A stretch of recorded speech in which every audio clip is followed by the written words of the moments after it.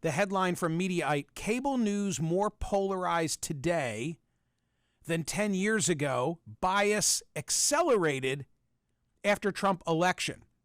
And the lead of Mediaite says this: cable news is more polarized today than in the last 10 years. A new study out of the University of Pennsylvania has found this measure of polarization, researchers noted, was accelerated after the election of Donald Trump. In the freshly published study titled Measuring Dynamic Media Bias, which was published in the Proceedings of the National Academy of Sciences. Doesn't that all sound official? This is like the New England Journal of Medicine, practically. Networks like Fox News, MSNBC, and CNN were analyzed and rated on a bias scale using their guests as a measurement.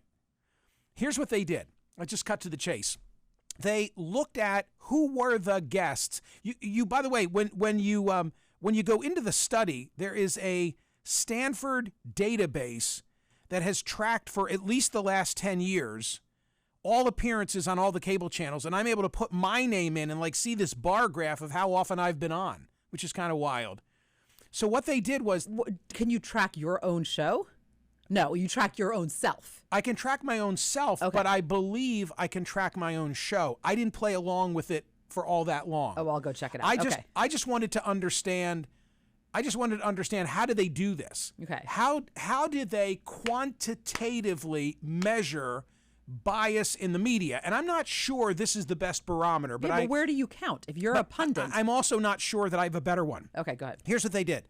They looked at the guests, and they looked at the political donations of the guests. Oh. And they drew conclusions based on the amount of face time that particular programs were giving to individuals who had donated to Republicans or Democrats. Hey, money talks. Now, maybe that's an overly simplistic perspective on it, but they found that CNN had moved further to the left than MSNBC over the years based on their research measurements.